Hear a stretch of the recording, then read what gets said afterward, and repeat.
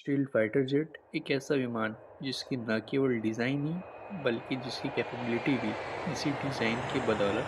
तमाम fighter jets के मुकाबले डेफर भी करती है और टारगेट्स पर डिटरेंस भी साबित होती है। स्टील्थ फाइटर जेट कहानी में वर्ल्ड वॉर सेकेंड के वक्त आया जब यूएसए ने F-117 night hawk stealth fighter jet से हिरोशिमा एंड नागासाकी पर न्यूक्लियर बॉम्ब गिरा दिया था। यूएसए ने इससे ये साबित कर दिया कि वो दुनिया में टेक्नोलॉजिकली साउंड और एडवांस्ड है। स्टील्थ फाइटर जेट की सबसे खास बात कि ये विमान किसी भी मॉडर्न रडार के भी पकड़ में नहीं आता है, क्योंकि इसकी डिज़ाइन ही इसी प्रकार की जाती है ताकि इसके कोई भी सरफेस सर्कुलर नहीं रह सके,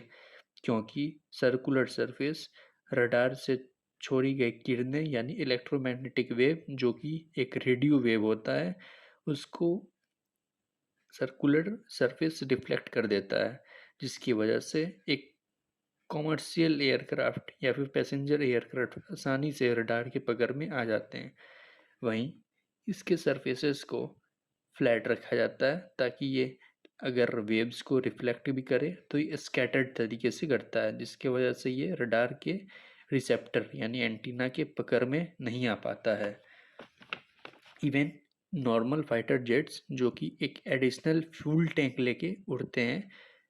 जिसका भी सरफेस सर्कुलर होता है, जिसकी वजह से भी एक नॉर्मल फाइटर जेट्स रडार के पकड़ में आने की संभावना उसकी बढ़ जाती है।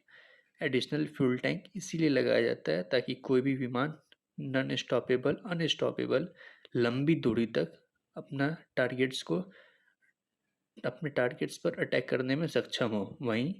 स्टील्थ फाइटर जेट्स में रिजर्व्ड फ्यूल टैंक्स को बढ़ा दिया जाता है, इसे बाहर एडिशनल फ्यूल टैंक के तौर पर इसे नहीं रखा जाता है, इसके अंदर में ही सेट कर दिया जाता है और इसके बाहरी परत पर रडार एब्जॉर्बिंग मटेरियल से कोटेड रहता है जो कि रडार के वेव्स को एब्जॉर्ब कर लेता है। RAM यानी रडार एब्जॉर्बिंग मटेरियल एक फेरस मेटल्स से बना होता है, क्योंकि हमें ये ध्यान में रखना चाहिए कि आयरन एक पैरामैग्नेटिक सब्सटेंस है। इट मीन्स ये एक अनस्टेबल मेटल है। अगर रडार वेव जब इसके मेटल स्ट्रक्चर पर यानी आयरन पर जब हिट करता है तो इसका जो अनस्टेबल इलेक्ट्रॉन्स है वो उस वेव को एनर्जी में कन्वर्ट करके अपने आप को स्टेबल बना लेता है, जिसकी वजह से ये अपने वेव्स को जो रेडियो वेव्स जो रडार छोड़ता है उससे ये एब्जॉर्ब कर लेता है, उसे रिफ्लेक्ट नहीं होने देता। अगर एक्सपर्ट्स का मानना रहता है कि ये स्टील्थ फाइटर जेट एक अनस्टेबल विमान है, क्योंकि एरोडायनेमिक्स के हिसाब से मतलब एरोडायनेमिक्स का स्ट्रक्चर के हिसाब से अगर किसी भी विमान को हवा में उड़ना है तो उसका एक प्रोसीजर एक कोड ऑफ स्ट्रक्चर होता है, उसे फॉलो करना होता है, जिसमें कि विमान के लास्ट पॉइंट पर इट मीन्स टेल पर एक टेल विंग होता है जो कि एक कॉमर्शियल पैसेंजर और इवन ए जेट में भी वो टेल विंग प्रेजेंट होता है जो कि उसे एक स्टेबिलिटी प्रोवाइड करती है। हालांकि स्टील्थ फाइटर जेट में वैसी कोई टेल विंग नहीं रहती है, इसीलिए एक्सपर्ट्स का मानना ये रहता है कि ये स्टील्थ फाइटर जेट एक